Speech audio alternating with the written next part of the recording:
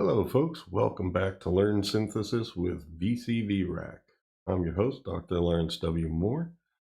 And in this episode 8 of Series 1, we are going to look at how to put together a drum kit in your Eurorack, your virtual Eurorack.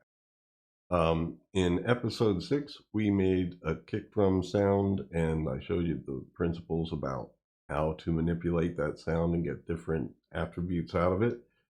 And we did the same with the snare drum in episode 7.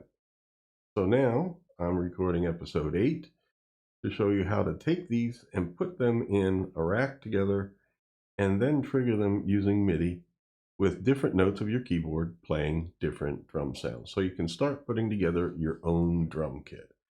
Okay, folks, away we go.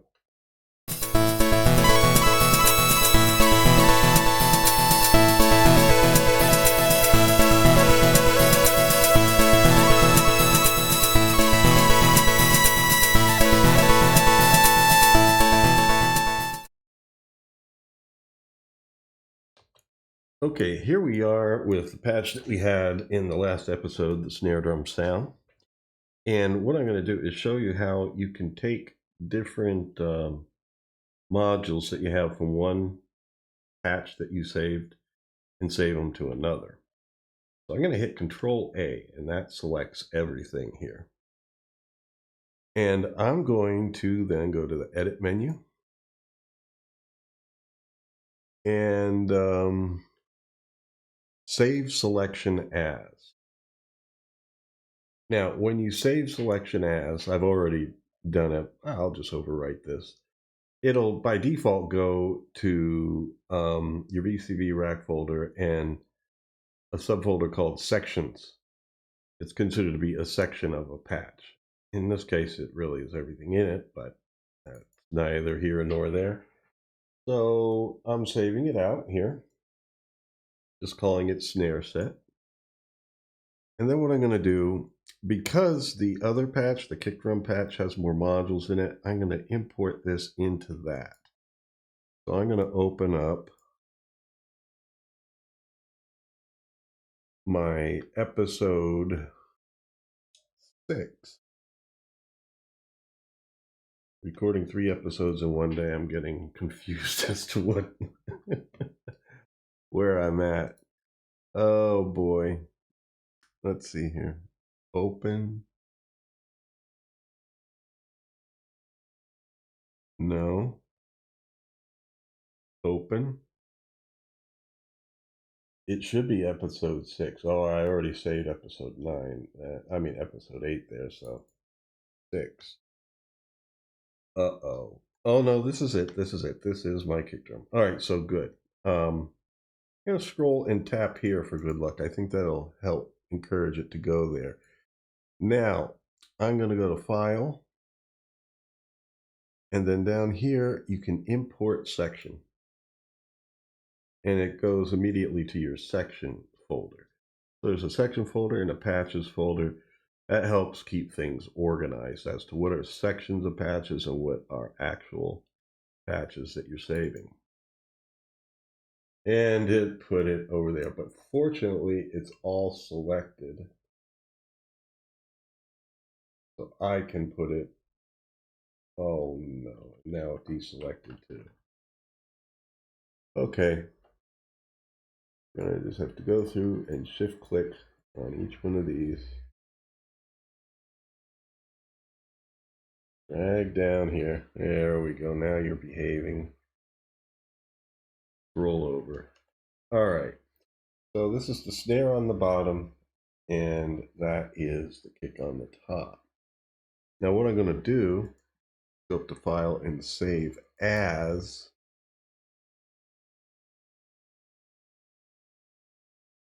So that I have a record of each one from the series.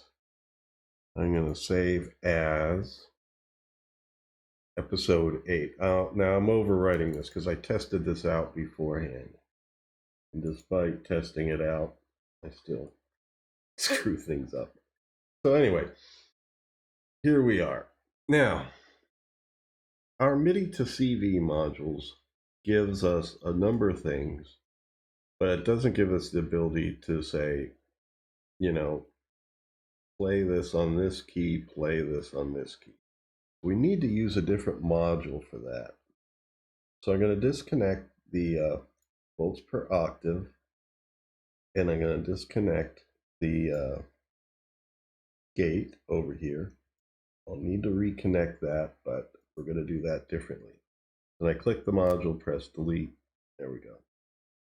And this one, I'm going to disconnect the gate.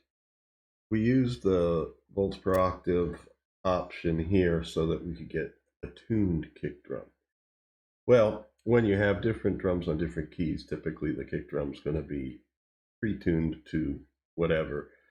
And a lot of times, most of the time, it's only semi-pitched. There's tuning for tone, but not for the pitch that's being played. Or it's a set pitch, and it was designed or set that way by the sound design. So now what I'm going to do is bring up a different MIDI module. MIDI to gate. Now what this does is it gives you different settings for each of these outlets here, where they're set to certain keys, starting here with C3. So I'm going to go to here and make sure it's set for my keyboard. And C3, yeah, that's a good place to put a kick drum. I'm going to click this outlet that corresponds to C3 to a green gate cable. And I'm going to hook you up to where you need to be. It needs to trigger the gate on this ADSR as well as this ADSR.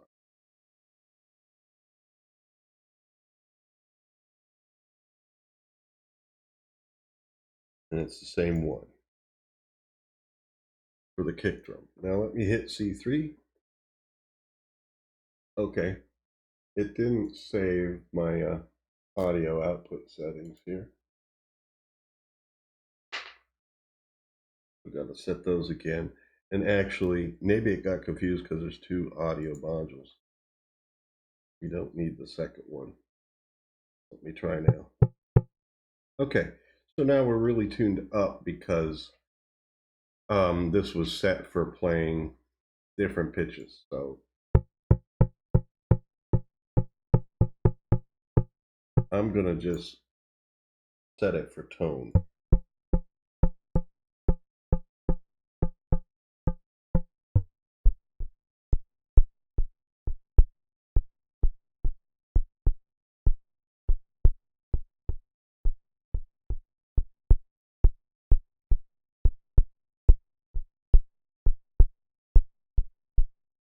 Sounds pretty good. I might brighten up the attack a bit here. Oh, no, the attack.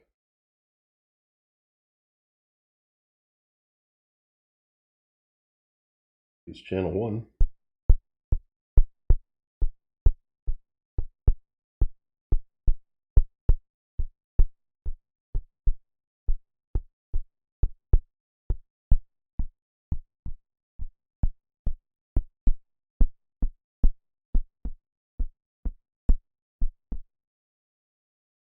Okay.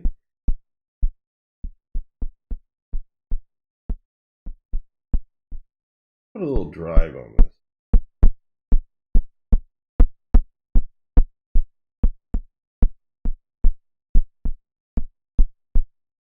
Now the whole sound is going through this. Putting a separate VCF, if you remember back from the episode, a separate VCF, you could use the drive of that, or maybe find another module that gives you drive and put that on just the noise itself. Hold on. So let me see what I can do here. Any of these sound brighter.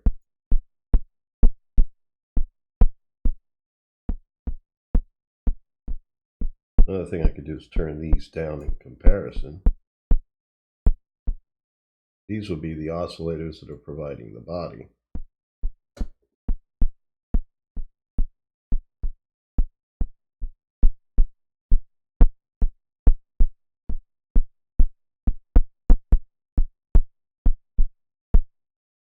Okay, there we go. Well, we got a kick. Let's get on to what we're learning here, how to utilize them together and have them play on different notes. Now, we don't really need the MIDI to CV module anymore, unless we want to get velocity in from this. Because these are gate signals. This is on-off. When I press the key and release it, that's all it's paying attention to. And so there we have like sounds like a marching band bass drum that's been sitting around for a while. Yeah, maybe I should.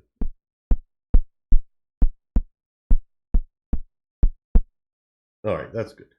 All right, so our snare and getting it all hooked up here.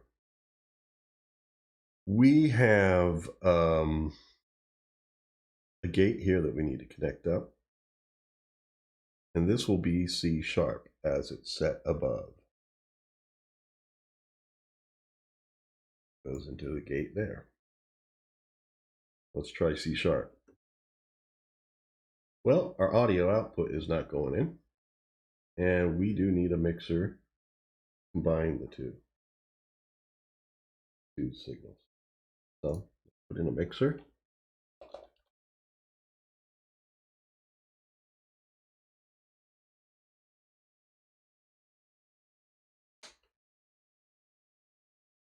Now the mixer is going out to that, and we need to take this output, put in channel 1,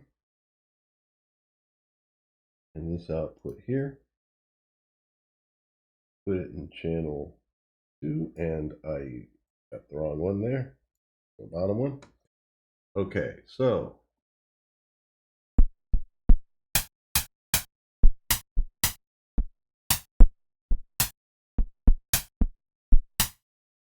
now we have two drums in the same patch. And depending on how you want to organize it, if you add others,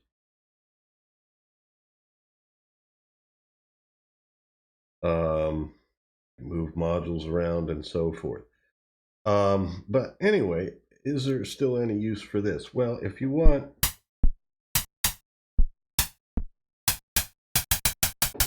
velocity control, where the velocity then has some effect on your loudness, well, that might be something to do. So what we can do is we could actually, at this point, since we're using a mixer here for our two different sounds, take velocity out from here. I'll do yellow for CV.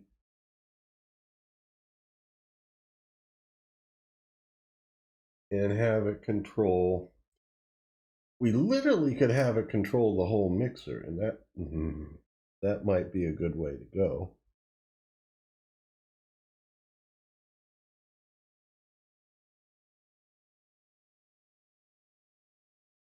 Unlike it, this is a CV in, and I am doing velocity here.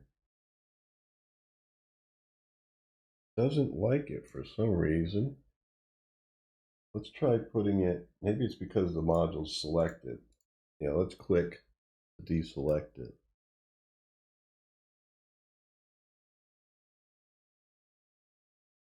And so whatever velocity coming through, it'll be from either key, C or C sharp. But it might be, I mean, it's still good to have it go through anyway. I mean, rather than hooking up two cables from velocity to each of these individual inputs, I'm getting velocity response.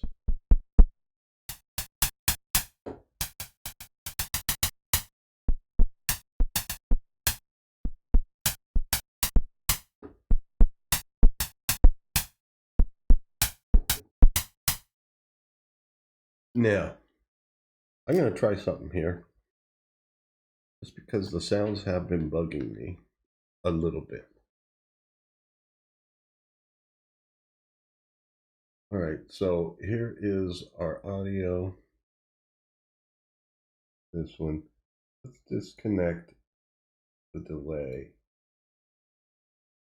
and see how that snare sounds without the delay. Drier, but I'm hearing less phasing. I just might go without the delay on both of these. But let's see here. The kick drum, it wasn't so bad. But I can test it and see, make a decision as to whether or not I want to go with the delay. Cut it out of the signal chain here. Now that's going wet. I think we want to come out. Oh no, this is a filter. Yeah, low pass.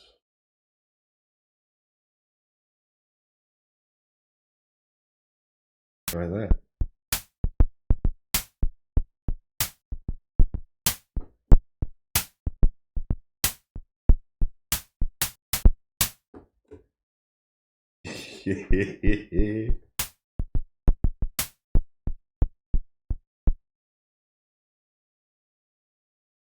I think the delay does thicken it up enough that it's worth having. Oh, come on, connect up there. There we go.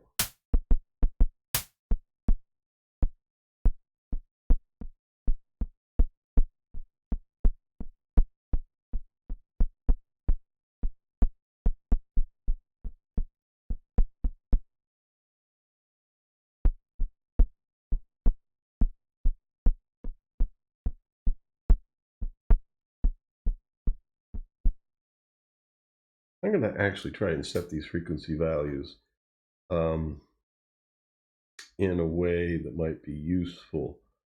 I like 55 hertz for mine, so I'll make you 54 and you 50. Now they're chorused.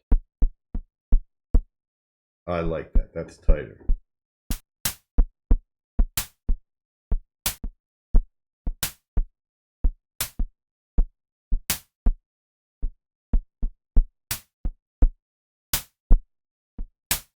All right, so there we are, kick and snare in the same patch. So anyway, folks, last time I mentioned about my wife who's making cigar box guitars and does videos on YouTube also. I thought, why not show her channel here, just so you might give it a visit if you're interested in that kind of like maker thing of making instruments. And she also works with electronics, makes her own preamps and puts piezos in her cigar box guitars. So yeah, that's it on YouTube. I have it as one of my favorite channels on my YouTube channel as well, so you can scroll down and look at it. But it's called Psyche Electroacoustic Opera Company, but it's short for, you can just shorten it and say Psyche Opera and you'll find it easily. I believe that's her tag. So I just wanted to point that out since I didn't in the last video. So anyway, please, at least for me, like, share, subscribe, any wonderful things you can do to help the channel out. Leave a comment if you have questions or some other considerations or just want to say hello. I appreciate all that. It helps the videos get spread and get heard and seen. So in any case, until next time, take care and stay free.